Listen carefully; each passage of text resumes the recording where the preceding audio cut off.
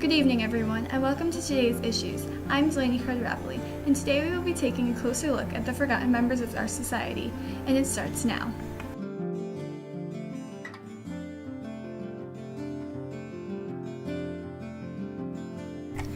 As a society, we know that animals can't speak or give moral judgment. The question here today is, can these creatures suffer?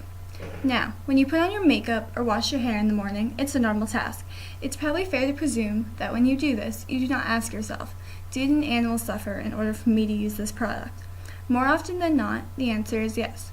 Companies like CoverGirl, Old Spice, Dove, Clorox, and more are all guilty of testing their products on scared, innocent creatures. This archaic practice continues here, in a country that is praised for the technological advances that come about.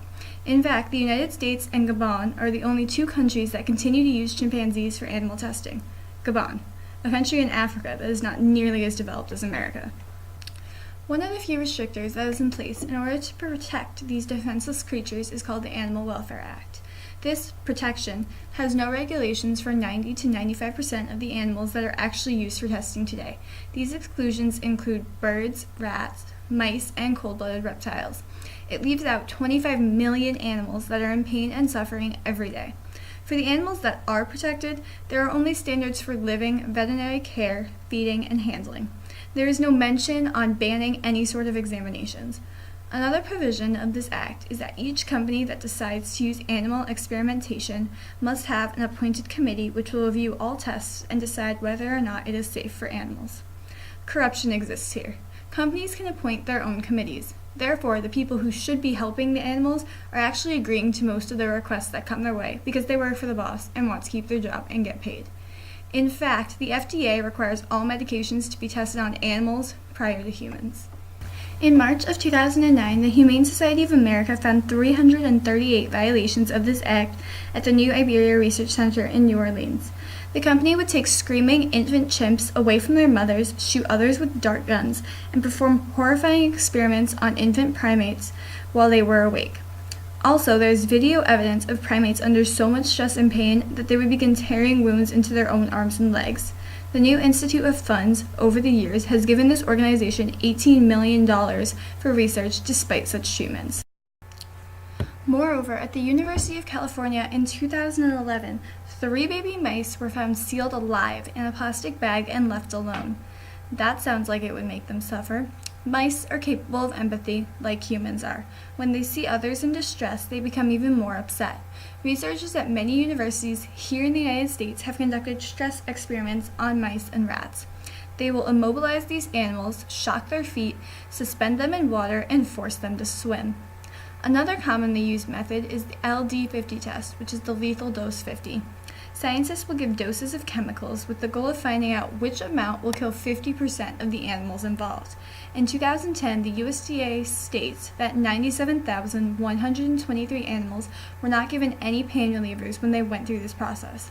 Animals that survive such horrific treatments may be killed afterwards by carbon dioxide asphyxiation, decapitation, breaking of necks, and other inhumane and degrading practices. When scientists are asked why they would use such treatments on innocent creatures, their response? It's either your dog or your child. But is that really the only other option?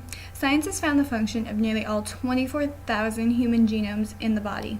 This knowledge has already been applied to certain drug testing and development areas. Through using these techniques, the drugs will be safer, for they will be tested on human genomes instead of animals that are really not that similar to humans. Moreover, there is artificial skin that is becoming popular, like Epiderm and Thincer, which is made using human skin cells. These cells grow in test tubes and will provide results that are even more successful than animal testing due to the fact that the skin is contingent to that of humans. These cells can be used in cosmetic testing, for it will show if the product will produce negative reactions after coming in contact with skin. It is now utilized in Europe and India, both of which have banned animal testing. One of the most astonishing recent developments in the animal testing world comes from a former Olympian by the name of Benjamin Lewis.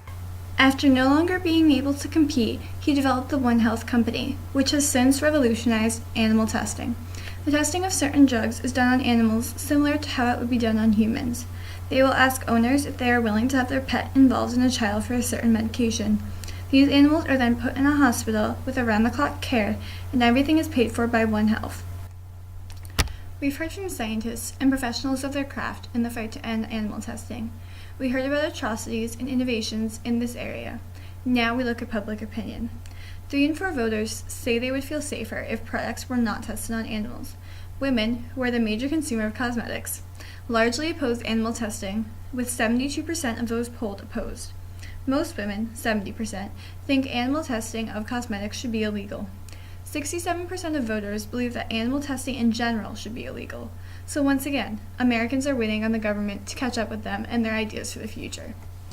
At the beginning of this documentary, I posed a question. Can animals suffer? Which animals here look happier to you?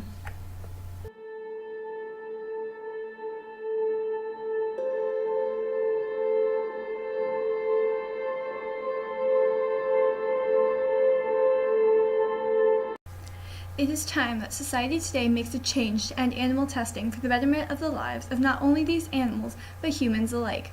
Thank you for joining me today for another episode of Today's Issues. We'll see you next time.